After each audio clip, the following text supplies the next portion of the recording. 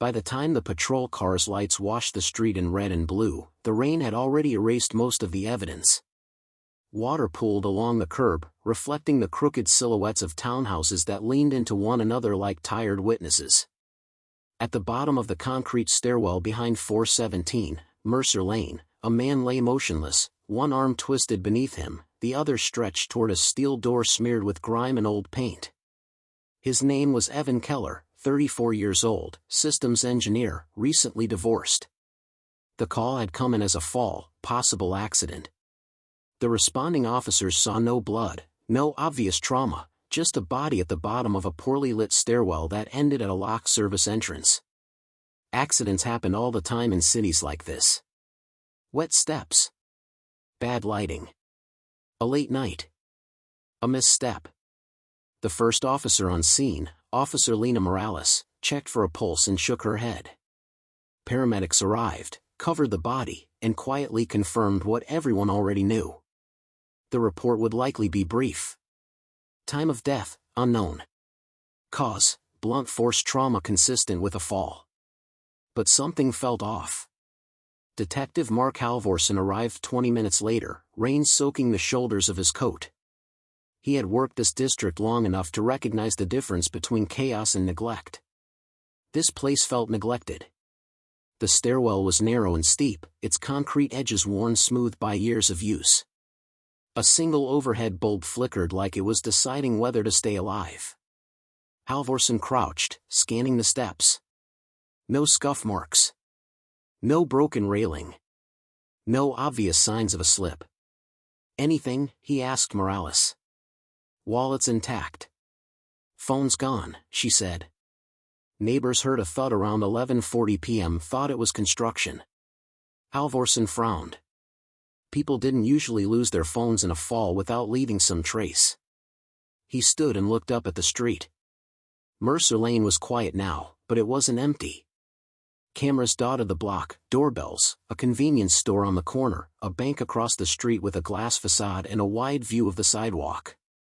Secure the area, he said. Let's treat it like more than an accident.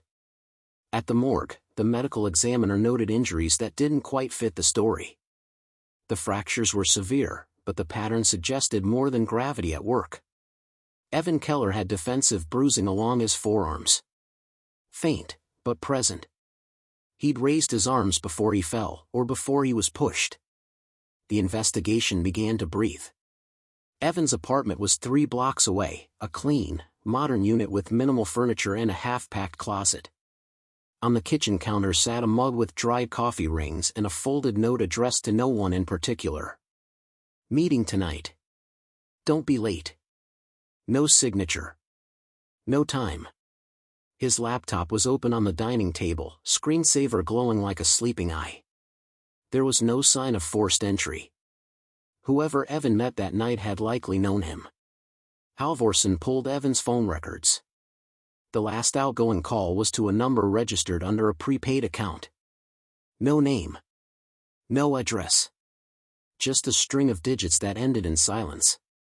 By morning, the rain had stopped, and the city had moved on. But Halvorsen hadn't. He returned to Mercer Lane with Detective Aisha Patel, who had a habit of noticing what others missed. They walked the block, counting cameras, noting angles, mapping blind spots. That stairwell, Patel said, stopping across the street. It's tucked away. You wouldn't see it unless you knew it was there. Or unless you were led there, Halvorsen replied. They knocked on doors.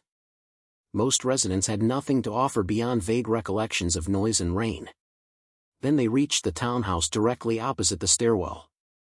The owner, Caleb Rourke, answered with tired eyes and a cautious smile. He worked nights, he said. Slept during the day. Heard nothing unusual. Mind if we check your security camera? Patel asked. Rourke hesitated, just long enough to register. It's old, he said. I don't think it caught anything. Inside, the townhouse smelled faintly of cleaning solution and metal. Rourke led them to a small monitor mounted near the kitchen. He tapped a few keys, pulled up footage from the night before. The image was grainy but clear enough. Mercer Lane stretched across the screen, empty and wet. They fast-forwarded. 11:32 p.m. A figure appeared at the edge of the frame, Evan. He walked with purpose, phone to his ear, glancing behind him once, then twice. He crossed the street and disappeared toward the stairwell. "Back it up," Halvorsen said. They rewound 10 seconds. Another figure emerged from the shadows, trailing Evan by half a block. Taller. Hood up. Hands in pockets. The camera caught a brief flash of a face when the street light flickered, then the figure vanished from view. Rourke shifted his weight. "Like I said," he murmured. "Probably nothing." "Keep playing," Patel said. The footage jumped ahead. 11:39 p.m. The stairwell entrance came into view again. The second figure reappeared, standing at the top of the steps. He lingered there, motionless, as if listening. Then he stepped back, pulled out a phone, and typed something. The screen lit his face for a split second. Halvorsen leaned closer. "Zoom." Rourke did. The face sharpened just enough to show a scar along the jawline. "That's not an accident," Patel said quietly. The footage cut to black at 11:41 p.m. When it returned, the stairwell was empty. Rain fell harder. No one came out. They left Rourke's house in silence. Outside, the city felt different now, sharper around the edges. "Run that face," Halvorsen said. "Check known associates. Anyone Evan met recently?" Back at the precinct, the names surfaced within an hour. Jonah Pike, 36, former contractor, minor priors for assault and fraud. A recent connection appeared in Evan's emails, an unresolved dispute over a failed startup, money that had vanished, promises that hadn't been kept. Patel pulled up Pike's last known address. Vacant. Halvorsen stared at the still frame from the camera, the hooded figure frozen mid-step. The timestamp blinked like a warning. Somewhere between the rain and the silence, Evan Keller had realized he wasn't alone. He had walked into that stairwell believing it was a meeting, or a shortcut, or a private place to talk. It had been none of those things. As the detectives prepared a warrant and dispatched units to locate Jonah Pike, a technician knocked on the office door, holding a flash drive. "There's more," he said. "The bank across the street upgraded their system last month. Higher resolution. Wider angle." Halvorsen took the drive, heart thudding. If the first camera showed the shadow, the next might show the truth. They loaded the footage. And when the image resolved, clearer, brighter, unforgiving, the room went still. Because the camera didn't just capture Jonah Pike following Evan Keller. It captured someone else waiting at the bottom of the stairwell, already in position, already watching the steps, long before Evan ever arrived. The room stayed silent long after the footage stopped playing. The still image on the screen showed the stairwell from an angle no one had considered before, its narrow mouth yawning open like a throat.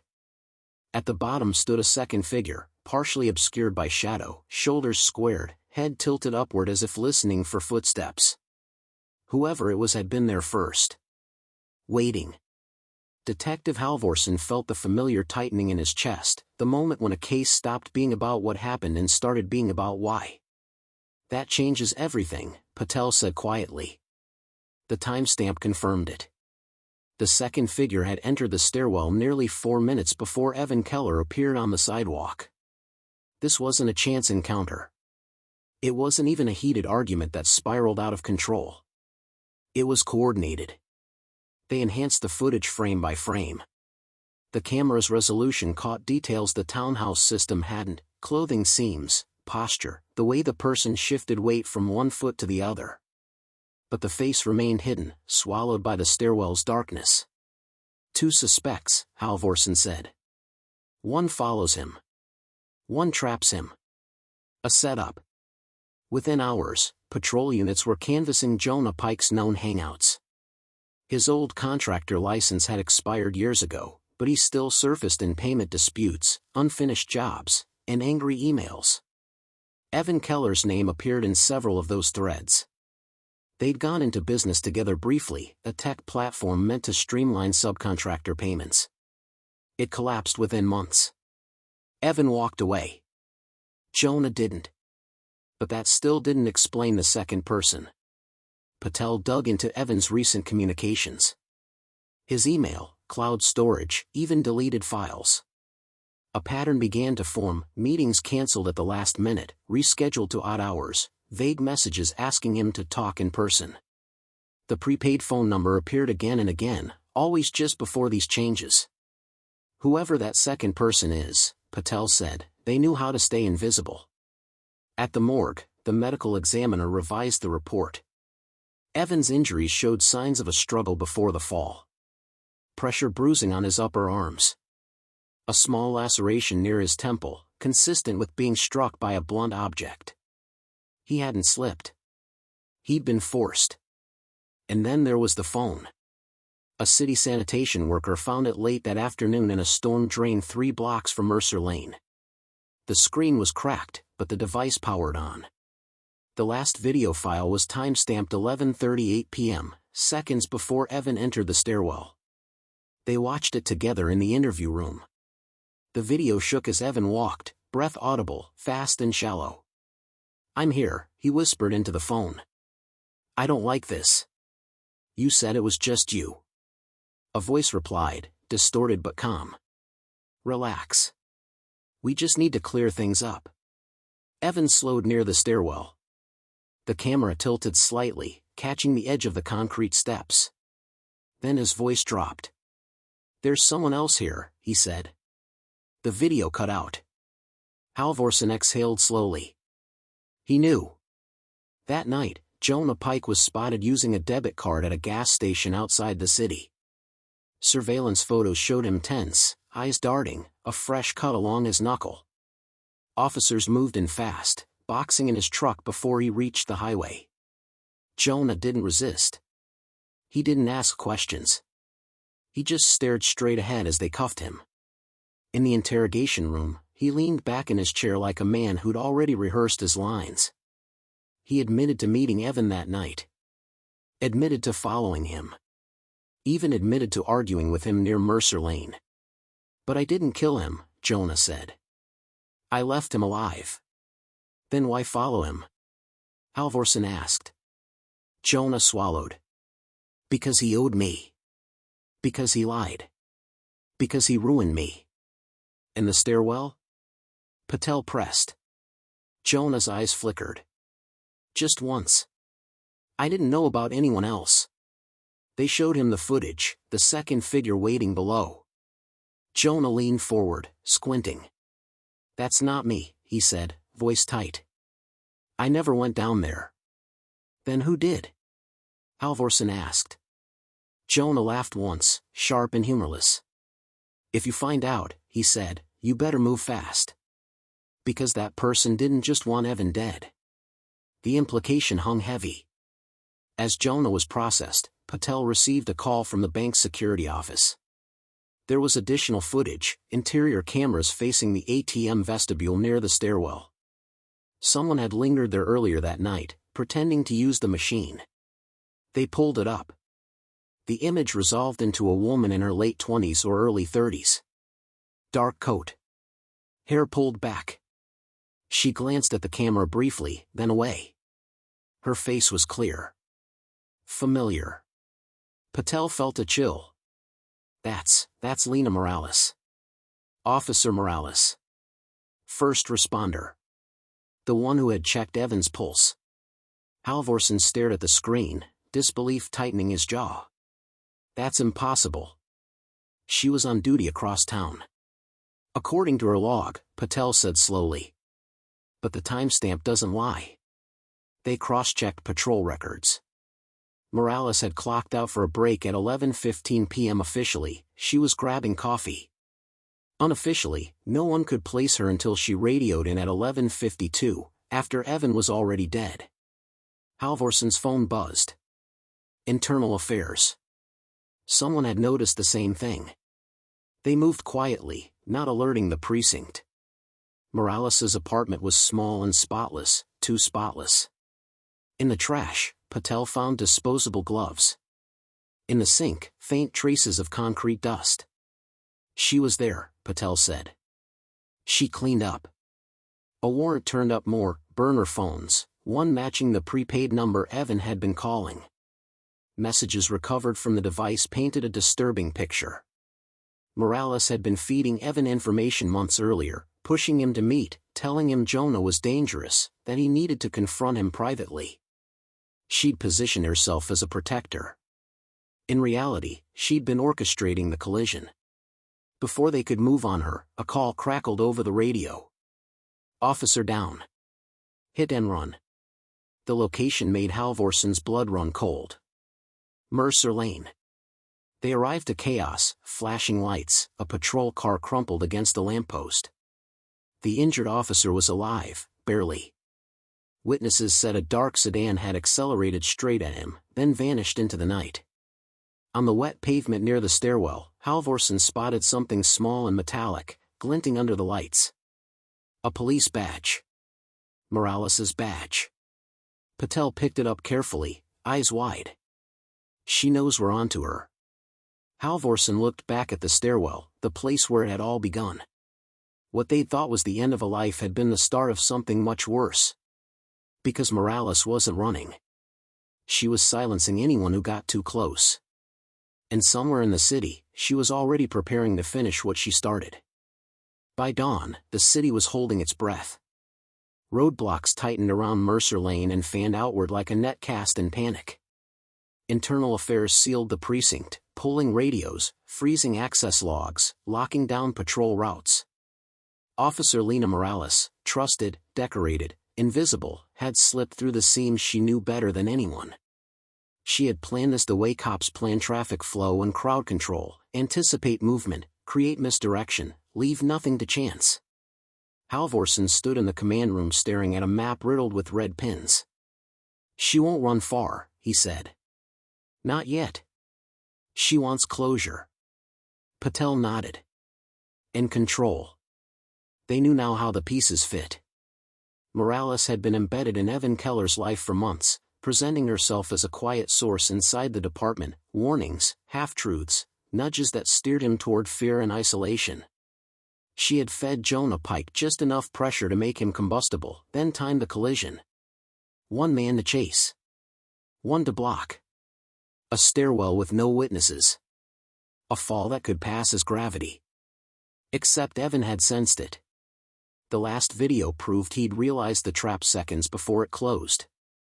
He had gone to the stairwell believing he could end the nightmare with a conversation. Morales had gone there to end him. A patrol unit called in a sighting near the river, an abandoned marina slated for demolition, all rusted railings and rotting planks. Morales had once filed a report there years earlier. A routine welfare check. Halvorson remembered it because she'd insisted on handling it alone. They moved fast, lights dark, sirens silent. The marina was a maze of shadows and water. Fog clung low, swallowing sound. The river slapped the pilings in a slow, steady rhythm that felt like a clock counting down. Halvorson and Patel split, flanking the long warehouse that sat at the edge like a broken tooth. Inside, the air smelled of oil and cold metal. Footsteps echoed, one set, then another. A door slammed. Someone ran. Lena. Halvorson called. It's over. The echo swallowed his voice. They found her in the control room overlooking the docks, standing by a bank of dead monitors. Her uniform was gone. Civilian jacket zipped to the chin. Hair pulled tight. Calm eyes that had already made their decision. You always hated this place, she said, without turning. Too many corners. Put your hands where we can see them, Patel said. Morales smiled faintly. I didn't kill him. You planned it, Halvorson replied. You waited below. You steered Jonah in. You erased your tracks. She turned then, slowly. I gave Evan a chance to tell the truth. Halvorson felt the weight of it land. Tell the truth about what? Morales's jaw tightened. The money. She spoke quickly now, words spilling as if they'd been caged too long. Evan Keller had built the startup on stolen code Morales' younger brother had written before dying in a workplace accident that was quietly settled and quickly forgotten. Evan had bought it cheap, buried the origin, and cashed out. Morales had found the trail during an unrelated audit and recognized the signature patterns. When she confronted Evan, he denied it. When she pressed, he laughed. "So I watched him," she said. "I waited for him to admit it. I needed him to say it out loud." "You set him up to die," Patel said. Morales shook her head. "I set him up to confess." Silence hung between them, heavy and brittle. A clatter echoed from the docks below, metal on metal. Halvorson's radio crackled with a warning that came too late. Morales lunged, not for a weapon, but for the door. They chased her down the stairs, boots hammering wood. She burst onto the dock, fog tearing apart around her. The river gaped black and wide. "Lena, stop!" Halvorson shouted. She turned, breath ragged now, eyes bright with something close to relief. "He fell," she said. "That's the truth. I didn't push him." Patel slowed, careful. "You waited for him at the bottom. You struck him." Morales looked past them, to the water. "I stepped back." The dock groaned as she moved closer to the edge. A dark sedan idled nearby, headlights off, her exit. But she didn't go for it. "I wanted him to choose," she said softly. "He chose to run." Sirens wailed in the distance. The net was closing. Morales took one step too far. The wet plank shifted, splitting under her weight. She fell, not into the river, but hard onto the dock below. The impact knocked the breath from her. She lay still as officers swarmed, cuffs clicking shut. At the hospital, Morales survived. She gave a statement with a lawyer present, measured and meticulous. She admitted to manipulation. To obstruction. To striking Evan once when he panicked. She denied intent to kill. The prosecutor would argue the rest. Jonah Pike took a plea for his role, trading testimony for time. The case closed in headlines and courtrooms, the city exhaling as if danger had a neat ending. But Halvorson couldn't shake the last detail. Evan Keller's laptop, recovered and finally decrypted, contained a folder that hadn't been mentioned in any interview. Inside were drafts of emails, unsent, addressed to internal affairs. Attachments included financial records, source code lineage, and a message scheduled for release the night he died. It read, simply, "If anything happens to me, look at who benefits." The timestamp was 11:42 p.m. 1 minute after the fall. The report went public. Morales was charged. The department promised reform. Mercer Lane installed brighter lights. 3 months later, Halvorson received a call from a city 2 states away. A man had died at the bottom of a stairwell behind a commercial building. Wet steps. No witnesses. A fall, they said. The security camera across the street showed a figure waiting below.